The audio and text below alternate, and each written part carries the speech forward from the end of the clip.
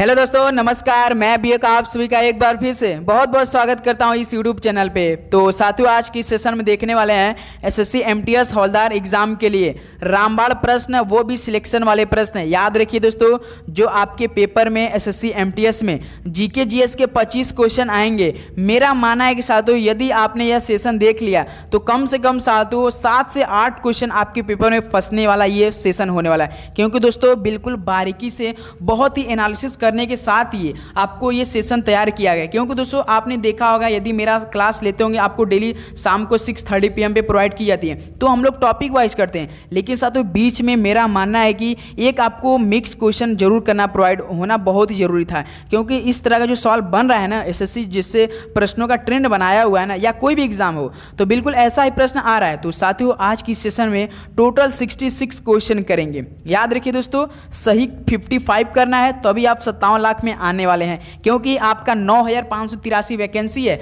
और 57 lakh form apply हुआ है। तो समझ सकते हैं एक सीट बदे आपको कितनी लड़ाई लड़नी पड़ेगी। तो चलिए दोस्तों, इसी तैयारी को और भी मजबूती देते हैं, बिल्कुल दमदार तरीके से। देखते हैं आज की सेशन में हम लोग क्या कुछ नया, कुछ खास कर सकते हैं। चलिए दोस्त, इस सेशन को स्टार्ट करते हैं। डेली क्लास का टाइमिंग हमारा कितनी है? सुबह 8 बजे, दोपहर के 12:30 बजे और शाम को 6:30 PM पे। ओके दोस्त, चलिए इस सेशन को स्टार्ट करते हैं। तो देखते हैं पहला प्रश्न क्या दिया है।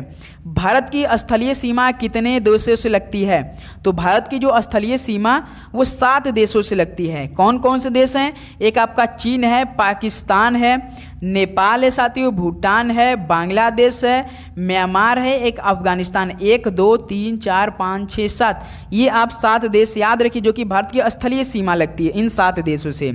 तो पहले का हम लोग का डी बिल्कुल राइट ऑप्शन हो जाएंगे। चलिए अगला सवाल देखते हैं। क्वेश्चन नंबर 2, निम्नलिखित में से किस युद्ध में अंग्रेजों ने फ्रांसीसियों को पूरी तरह परास्त कर दिया था? जो साथियों आपका 1760 ईस्वी में क्या हुआ था? वांडीवास की लड़ाई में। इसमें साथियों अंग्रेजों ने फ्रांसीसियों को पूरी तरह से परास्त कर दिया था। याद रखिए, तो इस तरह से ऑप्शन है हम लोग का बिल्कुल राइट ऑप्शन हो जाएंगे। चलिए दोस्त अगला सवाल देखते हैं। क्वेश्चन नंबर 3, निम्नलिखित में से कौन विश्व का सबसे छोटा महासागर है? तो विश्व का जो सबसे छोटा महासागर है वो आर्कटिक महासागर है। तो इस तरह से डी ऑप्शन बिल्कुल राइट ऑप्शन हो जाएंगे। चलिए अगला सवाल देखते हैं। क्वेश्चन नंबर 4, एक नया राज्य बनाने में संवैधानिक संशोधन के लिए कैसा बहुमत चाहिए?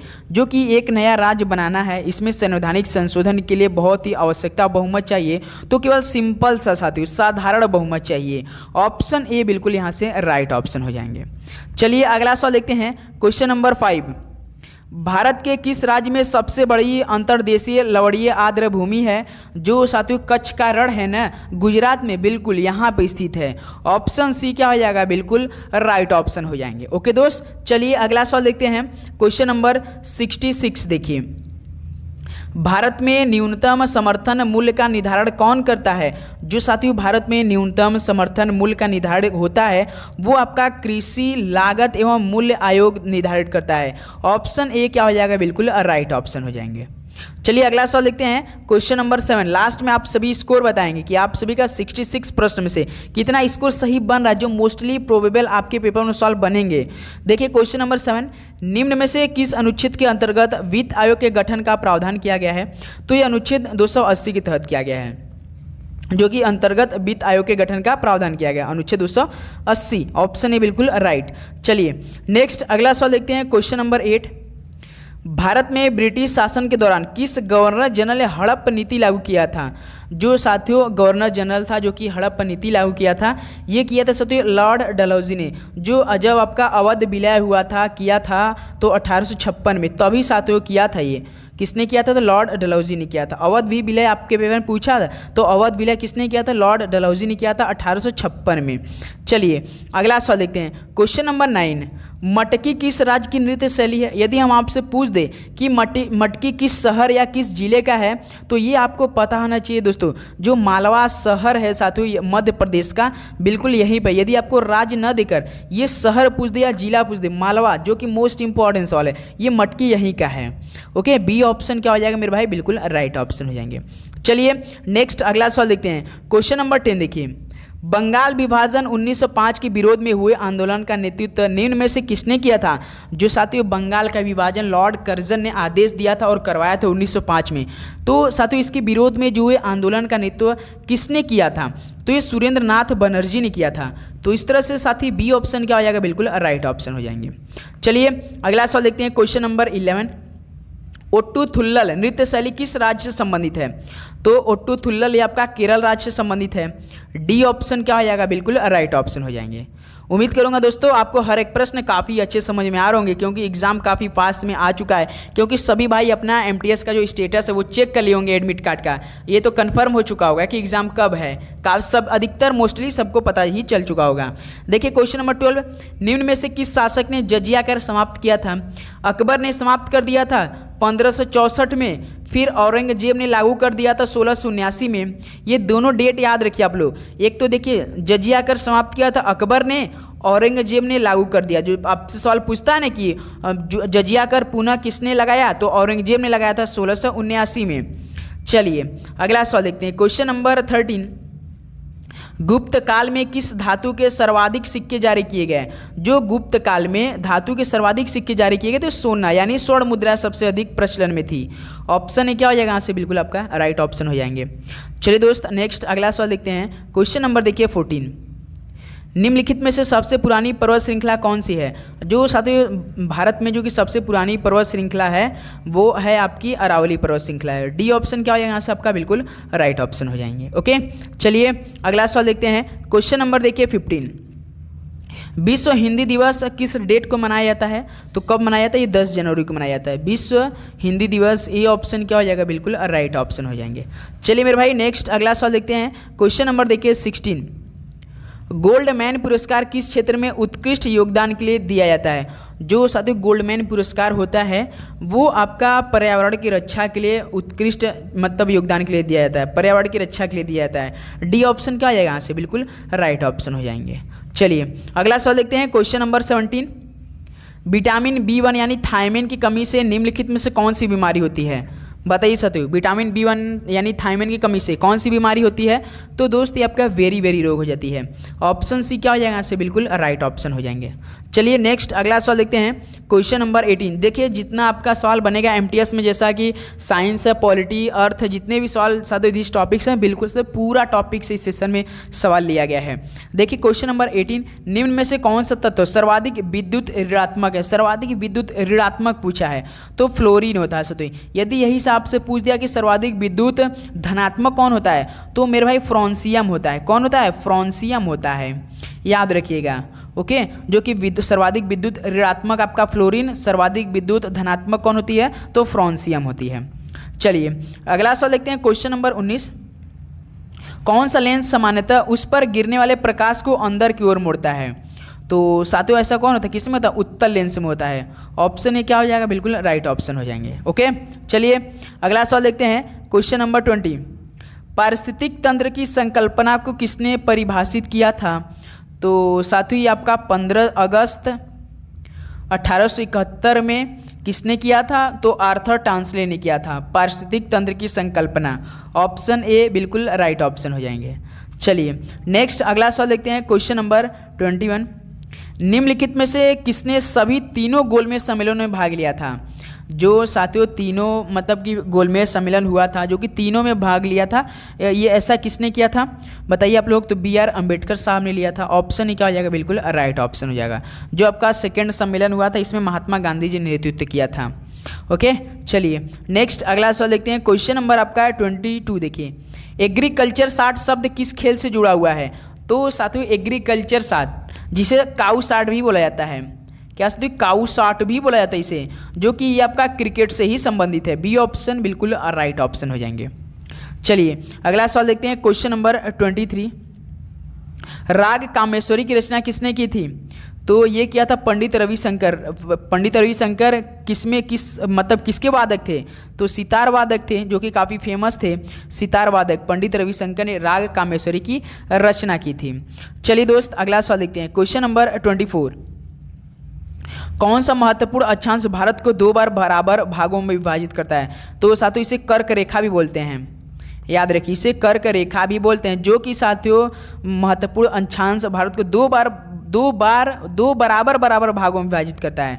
तो ऐसा 23 डिग्री करता है साथियों, 23 डिग्री 30 उत्तर, डी ऑप्शन बिल्कुल आपका राइट ऑप्शन हो जाएंगे। चलिए अगला सवाल देखते हैं, क्वेश्चन नंबर 25। अंतर्राष्ट्रीय सद्भावना के लिए नेहरू पुरस्कार का प्रथम विजेता कौन था? तो यूथ हार्ट थे साथियों, जो कि 1965 में। तो सी ऑप्शन क्या हो जाएगा? बिल्कुल राइट ऑप्शन हो जाएंगे। चलिए अगला सवाल देखते हैं, क्वेश्चन नंबर 26। गंगा के उत्तरी मैदान में भाग में काप मिट्टी और बालू से निर्मित भाग को कहा जाता है? तो जो गंगा के उत्तरी मैदान होती है, मैदानी भाग में जो कि काप मिट्टी और बालू से निर्मित भाग होते हैं, तो उनको साथियों दियारा बोला जाता है। क्या दियारा कहा जाता है? ऑप्शन सी क्या हो जाएगा? बिल्कुल राइट ऑप्शन हो जाएंगे। चलिए अगला सवाल देखते हैं, क्वेश्चन नंबर 27। निम्नलिखित में से कौन सा एक सरकारी घाटे का मापन नहीं है? तो इनमें से राजस्व व्यय नहीं है। ऑप्शन ए क्या हो जाएगा साथियों? बिल्कुल आपका राइट ऑप्शन हो जाएंगे। नेक्स्ट अगला सवाल देखते हैं, क्वेश्चन नंबर 28। भारत चीन की सीमा रेखा का नाम क्या है? बताइए। McMahon Rekha, right option A हो जाएगा आपका। तो आप हमें बता सकते हैं कि इंडिया और पाकिस्तान, साथियों इंडिया और पाकिस्तान की सीमा रेखा का नाम क्या है? राइट ऑप्शन कमेंट बॉक्स में दीजिए। चलिए अगला सवाल देखते हैं, क्वेश्चन नंबर 29। भारत का सुदूर दक्षिण में इंदिरा पॉइंट निम्नलिखित में से कहाँ पर स्थित है? जो कि भारत का सुदूर दक्षिण में इंदिरा पॉइंट है, ये साथियों आपका ग्रेट निकोबार में स्थित है। ऑप्शन सी क्या हो जाएगा? बिल्कुल राइट ऑप्शन हो जाएगा। चलिए दोस्त अगला सवाल देखते हैं, क्वेश्चन नंबर देखिए 30। भारत के संविधान में मौलिक कर्तव्य किस संविधान संशोधन के द्वारा जोड़ा गया? तो साथियों जो भारत के संविधान में मौलिक कर्तव्य किस संविधान संशोधन के द्वारा जोड़ा गया था? तो जो आपका 42वां संविधान संशोधन हुआ था साथियों, ये कब हुआ था? 1976 में हुआ था। मोस्ट प्रोबेबल और मोस्ट एक्सपेक्टेड प्रश्न है, याद रखिएगा बी ऑप्शन बिल्कुल राइट ऑप्शन हो जाएगा। चलिए अगला सवाल देखते हैं, क्वेश्चन नंबर 31। भारत में राष्ट्रीय आय की गणना में एक समस्या है, तो कौन सी समस्या साथियों? तो असंगठित क्षेत्र हैं, असंगठित क्षेत्र, डी ऑप्शन बिल्कुल राइट ऑप्शन हो जाएंगे। चलिए अगला सवाल देखते हैं, क्वेश्चन नंबर 32। जिस संविधान सभा द्वारा भारत के संविधान का अधिनियम किया गया उसके सदस्य कौन थे? जिस संविधान सभा साथियों जो भारत का संविधान का अधिनियम किया गया था, जो उसके सदस्य थे, हमेशा याद रखिए विभिन्न प्रांतों की विधानसभाओं द्वारा निर्वाचित सदस्य थे। तो इस तरह से बी ऑप्शन जो बनेगा हम लोग का बिल्कुल दोस्त राइट ऑप्शन हो जाएगा। ओके, बहुत अच्छा। हमको उम्मीद करूंगा दोस्तों कि आप सभी को हर एक प्रश्न काफ़ी अच्छे समझ में आए होंगे और काफ़ी आप लोग बी कॉन्फिडेंस बी पॉजिटिव के साथ याद करे होंगे, क्योंकि साथ ही जो हम क्लास आपके लिए प्रोवाइड करते हैं ना, समझ सकते हैं वही क्लास में सवाल होता है जो कि आपके पेपर में एक्सपेक्टेड बनेगा। टाइम वेस्टिंग वाला बिल्कुल भी सवाल नहीं होता है। तो चंद्रगुप्त मौर्य के दरबार में आने वाले ग्रीस के राजदूत का नाम क्या था? जो साथियों चंद्रगुप्त मौर्य के दरबार में एक ग्रीस राजदूत आया था, तो उसका नाम मेगास्थनीज था। बी ऑप्शन क्या आ जाएगा यहाँ से? बिल्कुल राइट ऑप्शन हो जाएंगे। चलिए अगला सवाल देखते हैं, क्वेश्चन नंबर 34। देखिए, किस मुगल बादशाह ने मुगल राजधानी आगरा से दिल्ली स्थानांतरित की? तो किस मुगल बादशाह ने मुगल राजधानी आगरा से दिल्ली स्थानांतरित की थी? तो ये शाहजहां ने किया था ऐसा। डी ऑप्शन क्या आ जाएगा? बिल्कुल राइट ऑप्शन हो जाएंगे। नेक्स्ट अगला सवाल देखते हैं, क्वेश्चन नंबर 35। यदि राष्ट्रपति एवं उपराष्ट्रपति का पद खाली हो तो भारत के राष्ट्रपति के पद पर कौन होता है? यदि साथियों राष्ट्रपति एवं उपराष्ट्रपति का पद खाली होता है तो भारत में जो राष्ट्रपति के पद पर कौन कार्य करता है या कौन होता है? तो वो आपके भारत का मुख्य न्यायाधीश होता है। भारत का मुख्य न्यायाधीश होता है। बी ऑप्शन बिल्कुल राइट ऑप्शन हो जाएंगे। चलिए अगला सवाल देखते हैं, क्वेश्चन नंबर 36। कौन सी घटना असहयोग आंदोलन को वापस लेने का मुख्य कारण था? तो साथी मेरे चौरी चौरा कांड असहयोग आंदोलन 1922 में हुआ था। आपको पता होना चाहिए जो कि सबसे बड़ा घटना था असहयोग आंदोलन को वापस लेने का मुख्य कारण यही चौरी कांड था, यानी चौरी चौरा कांड था। बी ऑप्शन बिल्कुल राइट ऑप्शन हो जाएंगे। नेक्स्ट अगला सवाल देखते हैं, क्वेश्चन नंबर 37। देखिए, शिवालिक शैल समूह के दक्षिण में भाबर क्षेत्र उदाहरण है, तो कौन है साथियों शिवालिक शैल समूह के दक्षिण में? तो मेरे भाई ये आपका गिरिपथ की स्थिति का है। ऑप्शन सी क्या हो जाएगा? बिल्कुल राइट ऑप्शन हो जाएंगे। चलिए नेक्स्ट अगला सवाल देखते हैं, क्वेश्चन नंबर 38। वे कौन सी दो धातुएं जो सिल्वर रंग की नहीं होती? तो साथियों जो वे धातु जो कि दो धातुएं जो कि सिल्वर रंग की नहीं होती हैं वो तांबा और सोना होती है, जो कि साथियों सिल्वर रंग की नहीं होती हैं। तो 38 का सी ऑप्शन बिल्कुल राइट ऑप्शन हो जाएंगे। चलिए अगला सवाल देखते हैं, क्वेश्चन नंबर 39। विटामिन B12 में कौन सा धातु आयन उपस्थित रहता है? विटामिन B12 में कौन सा धातु आयन उपस्थित रहता है? तो दोस्त कौन होता है? याद रखिए कोबाल्ट। और यदि आपसे पूछ दिया जाए कि विटामिन B12 का रासायनिक नाम क्या होता है, तो साइनोकोबालामीन होता है। क्या दोस्तों? साइनोकोबालामीन होता है, साइनोकोबालामीन होता है, याद रखिएगा। चलिए अगला सवाल देखते हैं, क्वेश्चन नंबर 40। देखिए, बच्चों के अंगों की अस्थियां मुड़ जाती है यदि किस विटामिन की कमी से? बच्चों के जो अंगों की अस्थियां मुड़ जाती है तो साथियों ये आपका जो विटामिन डी है ना, इसकी कमी से। सी ऑप्शन क्या हो जाएगा? बिल्कुल राइट ऑप्शन हो जाएंगे। चलिए अगला सवाल देखते हैं, क्वेश्चन नंबर 41। कार्बोहाइड्रेट के अलावा हमारे आहार में ऊर्जा का एक प्रमुख स्रोत होता है, तो साथियों वसा होता है। बी ऑप्शन बिल्कुल राइट ऑप्शन, जो कि कार्बोहाइड्रेट के अलावा एक और आहार जो होता है जो कि ऊर्जा का एक प्रमुख स्रोत होता है, उसे वसा कहते हैं। चलिए अगला सवाल देखते हैं, क्वेश्चन नंबर 42। धन विधेयक पेश किया जा सकता है, तो किसमें केवल साथियों धन विधेयक पेश किया जा सकता है? तो ये आपका आर्टिकल जो साथियों 110 है ना, इसमें बहुत अच्छे से स्पष्ट दिया गया है कि आप केवल लोकसभा में धन विधेयक को पेश कर सकते हैं, केवल लोकसभा में। ऑप्शन क्या हो जाएगा? बिल्कुल राइट ऑप्शन हो जाएंगे। चलिए अगला सवाल देखते हैं, क्वेश्चन नंबर 43। वह कौन सा गुप्त शासक था जिसने विक्रमादित्य की उपाधि धारण की थी? तो साथियों चंद्रगुप्त द्वितीय था, जो कि विक्रमादित्य की उपाधि धारण कर लिया था। तो सी ऑप्शन क्या हो जाएगा मेरे भाई? बिल्कुल आपका राइट ऑप्शन हो जाएगा। चलिए अगला सवाल देखते हैं, क्वेश्चन नंबर 44। अनायमुड़ी शिखर कहाँ स्थित है? बताइए साथियों। बिल्कुल कहाँ पर स्थित है? तो सर जी केरल में। केरल में कहाँ पर? सह्याद्री में। ऑप्शन ए क्या हो जाएगा? बिल्कुल राइट ऑप्शन हो जाएंगे। चलिए अगला सवाल देखते हैं, क्वेश्चन नंबर 45। भारत सेवक समाज की स्थापना किसने की थी?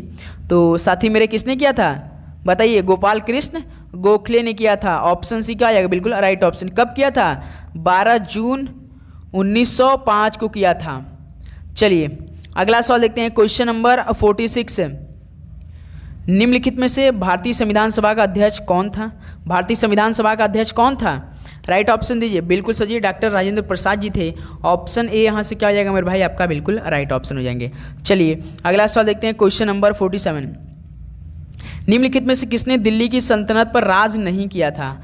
तो साथियों आप सभी को पता होगा दिल्ली सल्तनत जो था कि मेरे भाई ये 1206 से लेकर कब तक था? 1526 तक था। तो इसमें साथियों जो गौरी वंश का संस्थापक था मोहम्मद गौरी, इसकी मृत्यु तो 1206 में ही हो चुकी थी। तो इसी की वजह से हम लोग अनुमान लगा सकते हैं कि जो गौरी वंश था इसने कभी भी दिल्ली पर राज नहीं किया था। तो इस तरह से हम लोग का डी ऑप्शन बिल्कुल राइट ऑप्शन हो चुका है। तो दिल्ली काल साथियों कब से कब तक था आपको पता होना चाहिए, 1206 से लेकर 1526 के बीच में था। लेकिन जो गौरी वंश का संस्थापक था मोहम्मद गौरी, इसकी मृत्यु साथी मेरे 1206 ईस्वी में ही हो चुकी थी। तो इसे हम लोग पूर्ण अनुमान लगा सकते हैं कि गौरी वंश मतलब कि दिल्ली पर शासन नहीं किया था। देखिए क्वेश्चन नंबर 48। ब्रिटिश शासनकाल में संविधान के विकास में कौन सा कानून ऐतिहासिक नहीं था? तो साथियों जो protection of civil right act 1955, ये आपका संविधान के विकास में कानून ऐतिहासिक नहीं था।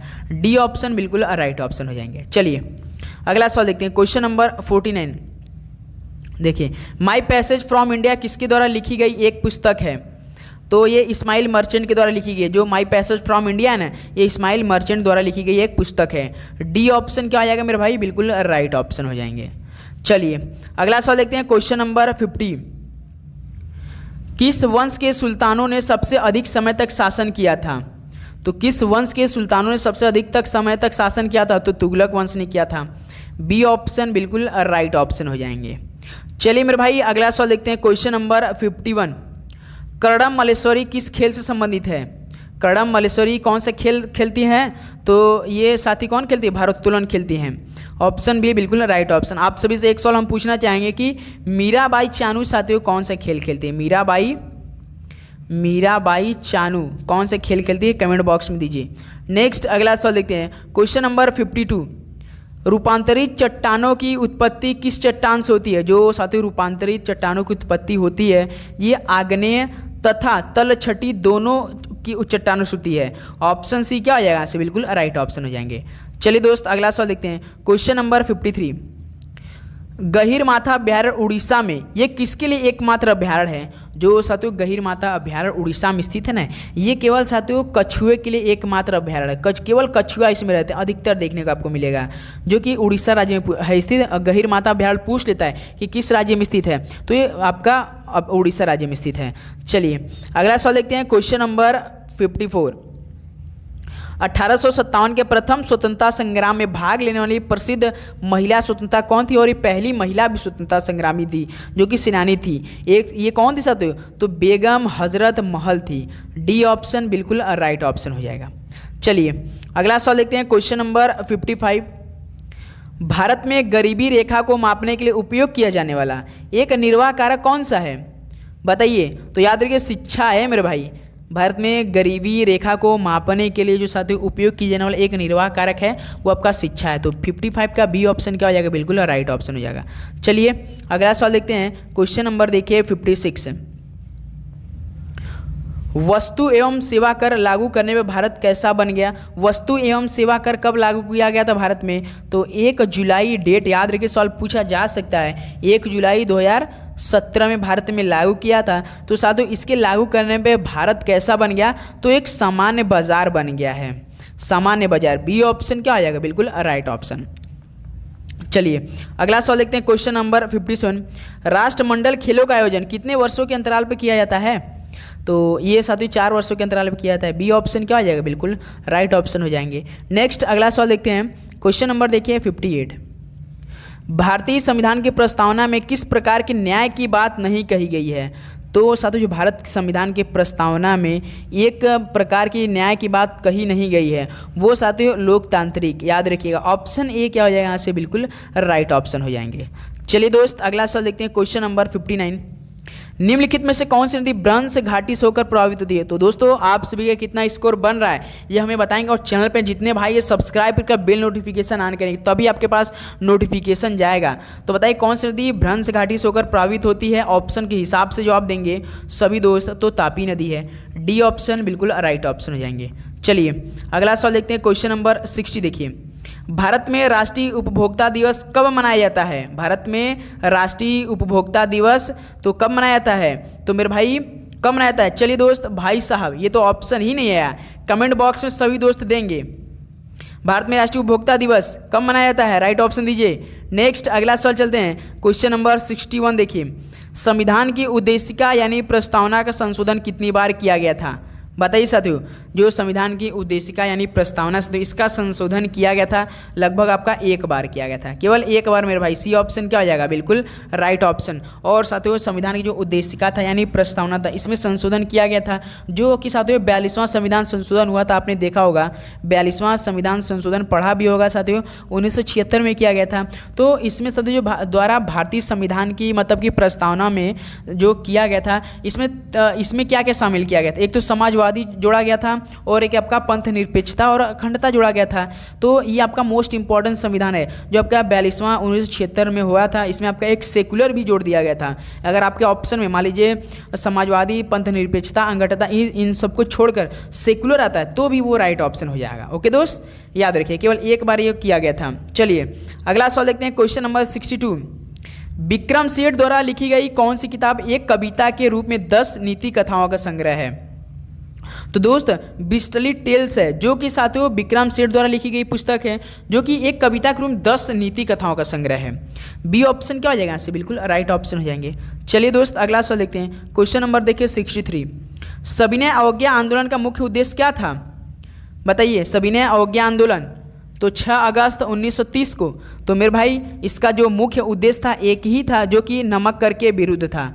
1930 में हुआ था मेरे भाई, डेट याद रखिए। तो इस तरह से डी ऑप्शन क्या हो जाएगा मेरे भाई? बिल्कुल आपका राइट ऑप्शन हो जाएगा। ओके चलिए अगला सवाल देखते हैं, क्वेश्चन नंबर 64।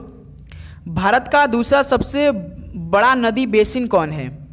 तो दोस्त भारत का जो सबसे बड़ा दूसरा सबसे बड़ा नदी बेसिन है मेरे भाई वो आपका गोदावरी बेसिन है। तो सी ऑप्शन क्या हो जाएगा यहाँ सबका बिल्कुल राइट ऑप्शन हो जाएगा। नेक्स्ट अगला सवाल देखते हैं साथी, क्वेश्चन नंबर आपका 65। नृत्य शैली डोलू कुनीथा किस भारतीय राज्य से संबंधित है? नृत्य शैली डोलू कुनीथा मेरे भाई ये आपका कर्नाटक राज्य से संबंधित है। डी ऑप्शन क्या हो जाएगा बिल्कुल राइट ऑप्शन हो जाएंगे। ओके चलिए बहुत अच्छा। नेक्स्ट अगला सवाल देखते हैं, क्वेश्चन नंबर 66 है। प्रसिद्ध चीनी यात्री फायान ने किसके शासनकाल में भारत की यात्रा की थी? बताइए साथियों किसके शासनकाल में आया था प्रसिद्ध चीनी यात्री फायान? तो सर जी चंद्रगुप्त द्वितीय के काल में आया था। बी ऑप्शन बिल्कुल राइट ऑप्शन। तो साथियों इस तरह से आपका 66 क्वेश्चन कंप्लीट हो चुका है। अब आपकी बारी, आप सभी कितना स्कोर बना इस सेशन से? सभी दोस्त फटाफट बताएंगे अपना अपना स्कोर। चलिए कमेंट बॉक्स में सभी दोस्त बताएंगे। बहुत अच्छा। तो उम्मीद करूंगा दोस्तों ये सेशन आपको काफ़ी अच्छा लगा होगा। इसका पीडीएफ हम आपको प्रोवाइड करेंगे दोस्तों, एक बार जरूर अपने से पढ़िएगा। और दोस्तों आप सभी से रिक्वेस्ट की अब आप जितने भी एग्जाम की तैयारी करें बिल्कुल साथियों रिलैक्स होकर, बिल्कुल माइंड फ्रेश होकर, बिल्कुल भी आप लोग स्ट्रेस नहीं लेंगे, एकदम रिलैक्स होकर बी पॉजिटिव के साथ तैयारी करेंगे। जितना आप साथियों अब यहाँ से पढ़ेंगे ना आपको पूरा क्वेश्चन याद होगा साथियों। जो डेली हम आपको क्लास प्रोवाइड करेंगे साथियों वही अब सेम क्लास प्रश्न देंगे जो आपकी परीक्षा में बन सकता है। ओके दोस्त, सो चलिए मिलते हैं कल एक नए सेशन के साथ सुबह 8 बजे दमदार के साथ। मॉडल पेपर इस समय चल रही है तो सभी दोस्तों रिक्वेस्ट की चैनल पे तो सब्सक्राइब कीजिए, क्योंकि आपके एमटीएस के लिए जो हम लोग क्लास चल रही है ना बहुत ही दमदार तरीके से खास चल रही है मेरे भाई। ओके सभी को एग्जाम के लिए बेस्ट ऑफ लक, पढ़ाई करते रहिए। सभी को जय हिंद, वंदे मातरम।